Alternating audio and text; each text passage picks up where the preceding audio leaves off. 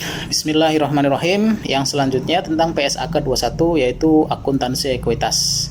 PSAK 21 ini adalah standar akuntansi keuangan yang mengatur prinsip pengakuan, pengukuran, penyajian, dan pengungkapan ekuitas. Standar ini berlaku efektif per 1 Januari 2011 dan menggantikan PSAK 21 akuntansi ekuitas yaitu ESAK 1. Penentuan harga dasar dividen saham, dan ESAK 2 penyajian model dan dalam neraca dan piutang kepada pemesan saham, serta yang ketiga yaitu perlakuan akuntansi atas pemberian sumbangan atau bantuan. Kemudian tentang definisinya, menurut PSAK 21, ekuitas adalah bagian hak pemilik dalam aktiva suatu entitas setelah dikurangi kewajibannya.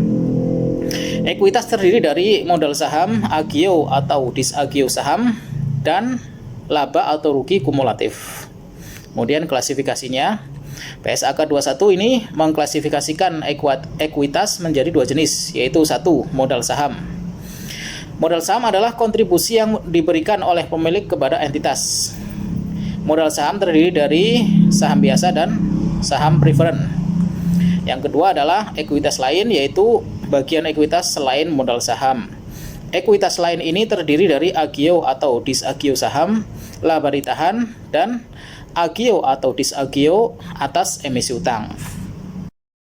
Kemudian bagaimana pengukurannya?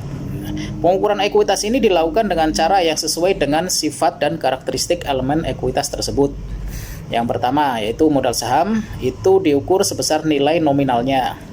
Yang kedua, agio atau disagio saham diukur sebesar selisih antara harga penerbitan saham dengan nilai nominalnya. Yang ketiga adalah laba ditahan, yaitu laba ditahan diukur sebesar laba yang tidak didistribusikan kepada pemilik. Dan yang keempat, agio atau disagio atas emisi utang, itu diukur sebesar selisih antara harga penerbitan utang dengan nilai nominalnya. Kemudian tentang penyajian ekuitas.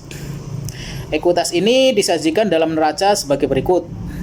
Yang pertama, yang modal saham, yaitu bisa disajikan dengan saham biasa atau saham preferen atau agio atau disagio sahamnya. Yang kedua, ekuitas lain, itu ada laba ditahan atau agio atau disagio atas emisi utang. Kemudian tentang pengungkapan ekuitas. Entitas harus mengungkapkan informasi berikut dalam laporan keuangannya. Yang pertama, jumlah dan jenis modal saham yang diterbitkan. Yang kedua, agio atau disagio saham yang diakui. Yang ketiga, laba ditahan.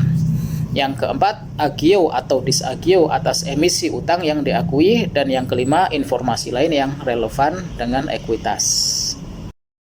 Perubahan PSAK 21 ini di tahun 1994 menjadi PSAK 21 revisi 2010 memiliki beberapa perbedaan, antara lain yang pertama, PSAK 1 yang revisi 2010 mengakui agio atau disagio saham sebagai bagian dari ekuitas, sedangkan yang awalnya yang tahun 94 mengakui agio atau disagio saham sebagai pengurang modal saham.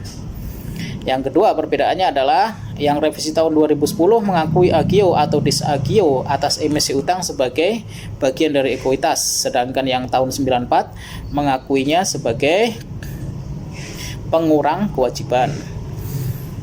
Perbedaan yang ketiga yaitu yang revisi tahun 2010 mengungkapkan informasi yang lebih banyak tentang ekuitas, baik dari sisi pengakuan, pengukuran, penyajian maupun pengungkapan.